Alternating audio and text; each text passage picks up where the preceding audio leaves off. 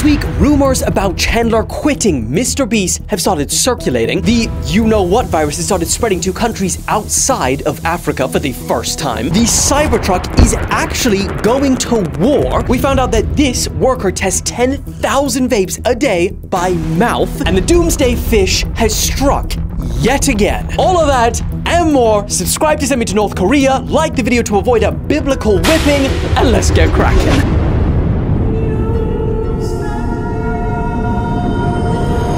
Okay, let's kick today off with talking about something that is breaking people's hearts right now. MrBeast posted for only the second time since all of the controversy kicked off. But the comment section, no, nothing about that, because let's be honest, he probably deleted the comments, but it was actually dominated by questions about Chandler. Is Chandler still part of the channel? Haven't seen him in a while in any of MrBeast's videos lately. You see, not only was he not in the most recent cave video at all, but you see, for the past few months now, the quantity of screen time that he's actually had has sparked rumors about whether he'll be quitting or staying with MrBeast. And even in the scenes that he is in, people are saying that he seems uninterested. And in the MrBeast 100 Days in a Nuclear Bunker video, some of the most liked comments are about how everyone misses Chandler and how he's the best character on the channel. And to be fair, the first time that I noticed anything that was maybe a little bit strange was when they went to that abandoned city for 7 days. And like for most of the video, he seemed a little bit uninterested, but I didn't think much of it. But then he leaves halfway through the video. And before they left, they had this like final s'mores evening together. And they're all sat around the campfire talking and at least pretending to enjoy themselves while filming, at least for the camera, right? I was just looking at him in the corner and he literally looks like he couldn't care less. And then kind of like nail in the coffin, he says this. Well, I just had s'mores, so I can go to the boat now? And you see, bro couldn't care less. So the question is, where has he been and what is he doing? Well, interestingly, about 2 months ago, seemingly out of nowhere, he surprised all of his fans by saying that the Lord has put it on his heart to share the word. So now, as a consequence, every single day, I think he's only missed like 3 or 4 days in the last few months, he makes a video on TikTok reading verses from the Bible, and he doesn't care about engagement at all. Some of these are 6-7 minutes long, just uncut, unedited, just reading. That's it. And interestingly, it's now become the only content that he's actually making. So the question is, why now? And does it have anything to do with all of the MrBeast controversy? Well, in one of these 6-minute long TikToks, he actually shared that for a while he was going down the wrong path. He said he was doing a lot of what he called sinful things like smoking, drinking, partying, doing drugs, etc. And I mean, that's all the stuff that he says publicly. But then, one day, he said he was standing in the kitchen smoking weed, feeling very depressed, lonely, and sad. He hears a voice, which he says is God's voice, booming, and he said, "What are you doing?" He said that he suddenly froze, and in that moment, he felt as if God had removed all of the scales from his eyes and snapped him out of this trance that he was in, and he could see what he was doing. He continued saying that from that moment on, he threw out everything, including 2 big garbage bags of stuff.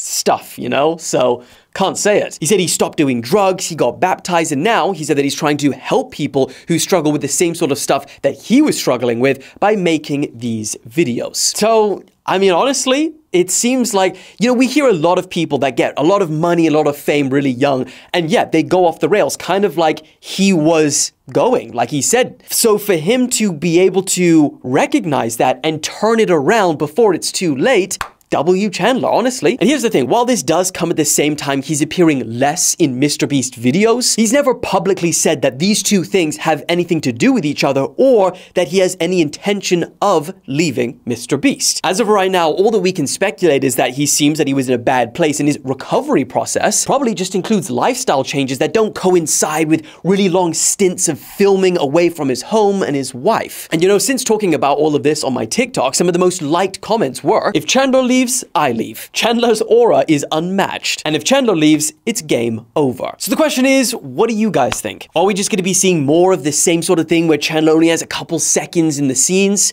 Or is his time at MrBeast coming to an end? All right, YouTube, community guidelines, this is not anything sus, okay? It's just for my sinuses.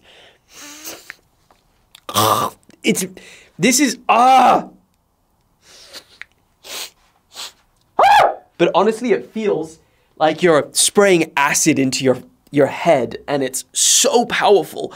I feel like Chandler. Okay, Moving on. Oh, okay, it's kind of topical for what we were just doing, but if you vape, this story is for you. This worker tests up to 10,000 vapes a day by mouth, and it's not to make sure that they work. You see, recently a YouTube channel, Ma China, yes, that's his name, was able to get access inside a very large vape factory to observe the construction process. And what's crazy is that if you vape, there's a very high chance it was tested by mouth right here, since a staggering 80% of all vapes in the world are produced by factories in Shenzhen, China. I mean, how weird. Like, that is, stats like that just blow me away, because it reminds you just how much the world really depends on China, you know? The world depends on China for 80% of their vapes. They say, nah, we're not giving you vapes anymore.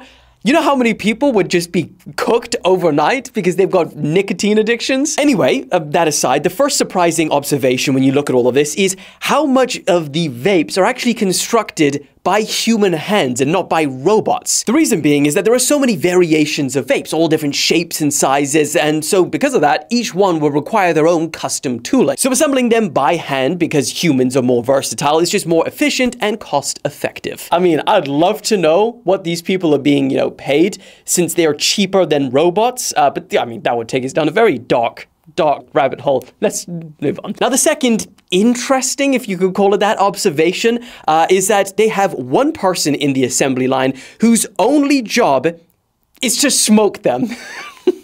When asked, he said that on average he tests about 7,000 to 8,000 a day, but at peak times it could exceed 10,000.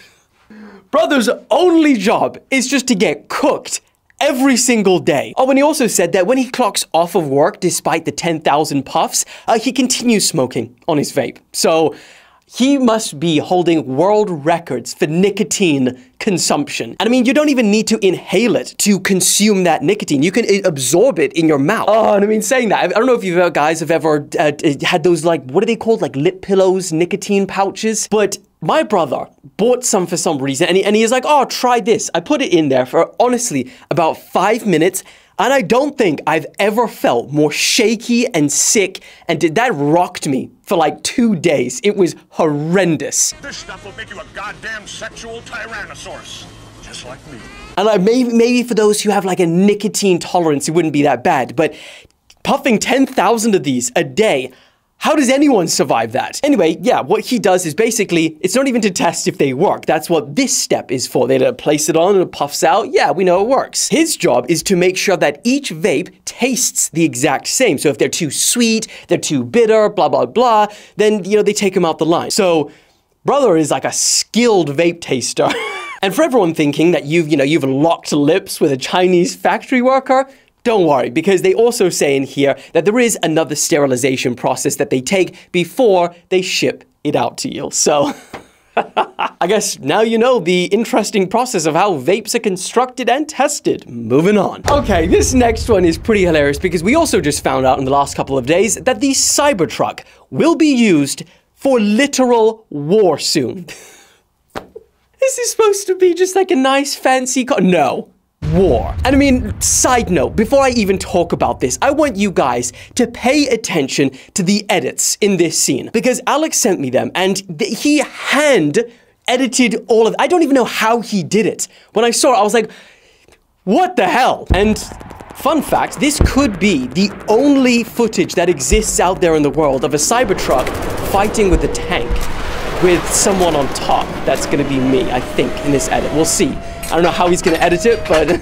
And you're seeing all of that first. Yeah, let's get into it. So yesterday, the president of Chechnya, who actually has been heavily sanctioned by the US for being linked to numerous human rights violations, basically showed off his brand new Cybertruck, saying that it is undoubtedly one of the best cars in the world and that he literally fell in love with it. So much so, in fact, that he decided to weld an insanely large machine gun to its truck bed and said that he's going to be donating the vehicle to Russian forces fighting against the invasion from Ukraine. Yes, I said that the right way around. Wild world we're living in where the tables have turned. I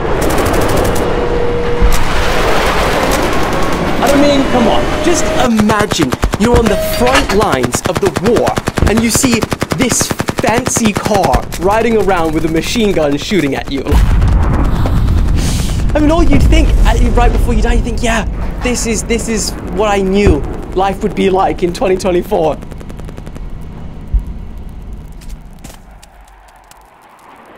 Anyway, it's not exactly clear how exactly he got the Cybertruck. Did he just buy it? I don't know. But he claimed that he got it directly from Elon. He didn't say Tesla. He said, thanks for the truck, Elon. And then he also invited him to Chechnya.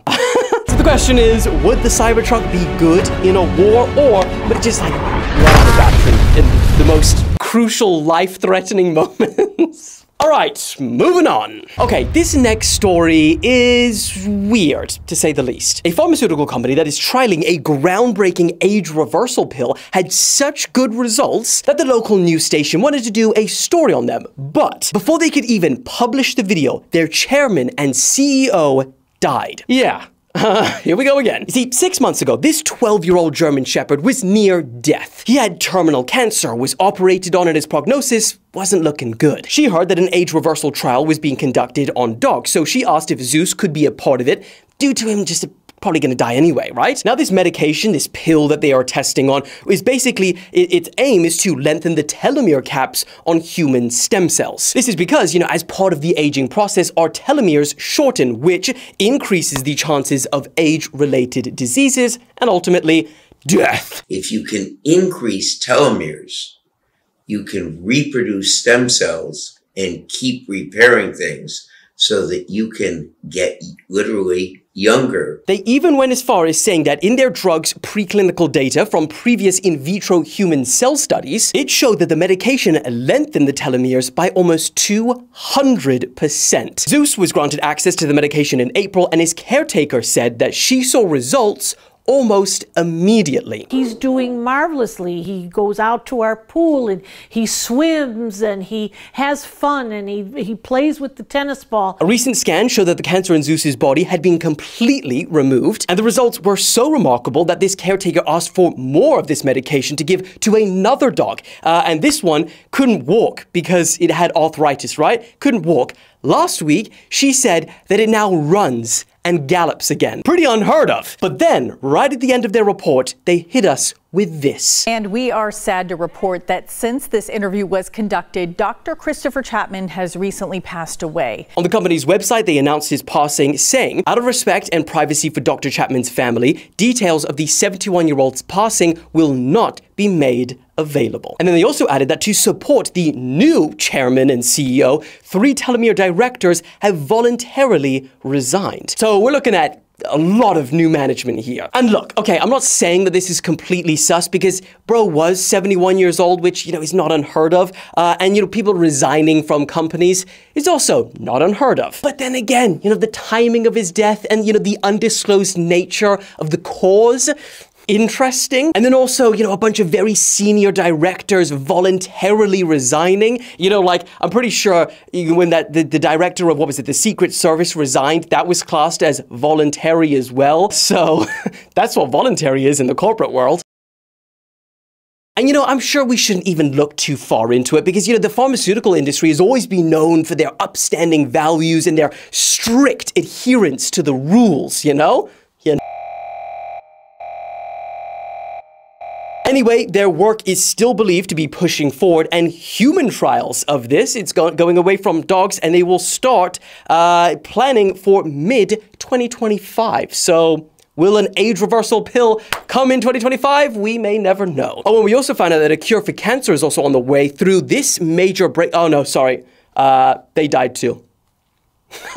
I'm joking. Let's move on. Okay, quick update on, you know, the whole you-know-what situation that Alex is signaling through imagery, because YouTube and every other platform, I can't say the word. This is like 2020 all over again. Multiple of my recent videos have been demonetized for silly things. I'm a news channel, okay, YouTube, and I can't do this for free every day. Anyway, so I'm gonna have to be careful with the words that I say.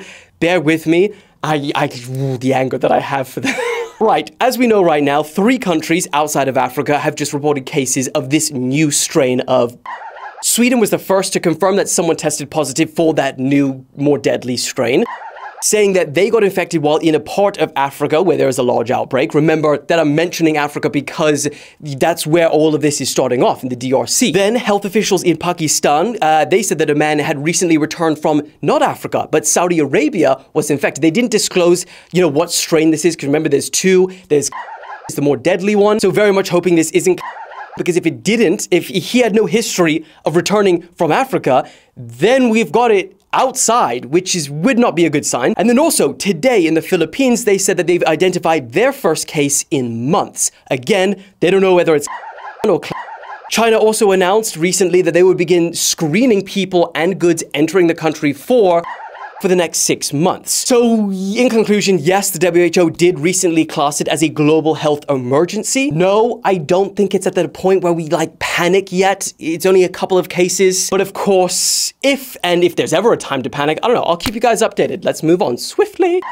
Okay, this next one, things are getting a little bit creepy with the Doomsday fish, all right? I'm just gonna say it. Because we recently just found out that a Doomsday fish washed ashore in San Diego just 2 days before that California earthquake happened. It was like 4.4, nothing major.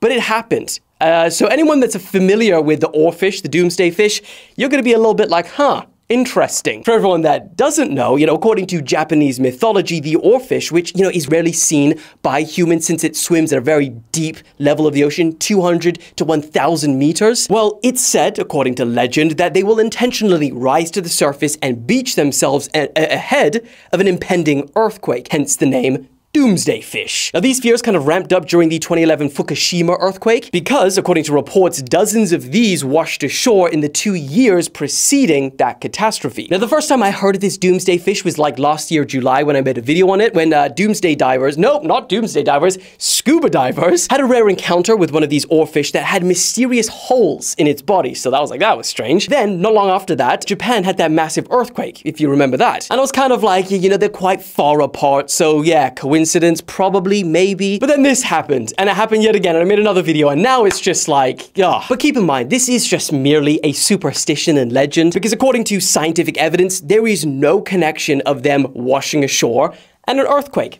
None whatsoever. So as of right now, all we are saying is just a freaky, freaky coincidence. But if one does wash up in the UK, I'm out of here. Okay, I think it's time for some rapid fire. Oh, this one's interesting because this is taking cats versus dogs to a whole new level. So this footage was taken yesterday in India, and it shows 2 lions running up to someone's front gate, and they start beefing with their dogs, like major. And what's crazy, despite the enormous size difference, the dogs say, nah, we ain't running away. Because of that, the lions get pissed, and they end up slamming the gate so hard that it freaking opens. So, now very luckily for the lions, that is, by the time one of the dogs realizes it's open and sneaks out, the owner of the house comes out with a torch, calls the dogs back in, and locks the gate again. Just, can you imagine? Firstly, why are lions running around in India? I didn't know that was a thing. Maybe they're like pet lions? Are lions native to India? I don't think so. That's tigers. And then secondly, imagine living in a place where lions run up to your front gate and beef with your dogs. Wild. Moving on. Yet another home has been swept into the Atlantic Ocean, making it the 7th house to collapse in the Outer Banks, North Carolina. Yes, that's the place where the Outer Banks Netflix series is based. No, strangely, it's not where it's filmed. Apparently, they filmed it in South Carolina due to LGBTQ laws. Anyway, this has happened multiple times, which you'd imagine it does. Their houses built on sticks in the sand. But luckily, the owners were not in a house when this happened. Unluckily, they only bought it 6 years ago for the price of $339,000. So let's hope they got some serious house insurance for that one. Moving on. These people are not watching this game at the stadium. They're actually watching it on a wraparound dome screen on the other side of the world. The place is called Cosm, and it uses similar tech to the Sphere in Las Vegas, if you've seen that. But instead of it being this giant arena, it's just a place where you can hang out and watch, football, both American and the real one. Let's be honest. Come on, you gunners. Cut that swear word out. I'm not getting demonetized again. You can watch the UFC, you can feel like you're in the front row at an NBA game, and a whole bunch of other interesting stuff. And when I first saw this, I was like, this is amazing. I would love to go watch stuff like this. But I don't know whether it's just Twitter or just people in general, but this was the top comment. It's just a giant TV screen that makes you seem like you're in the stadium. Have we lost all interest for life at this, what motivates someone to just, tear something like that is interesting down and just reduce it to the most simple, description of it. It's actually a lot cooler than that, okay? But, I mean, it is technically true, but it's cool. Anyway, the question is, do you think that this is the future of watching sports, or for $132, is it too expensive and you'd rather just go watch it in person? All right, and I think that is it for the video. Boy, we're getting another one out. I love you guys, and I will see you on time as always. Until then, woo!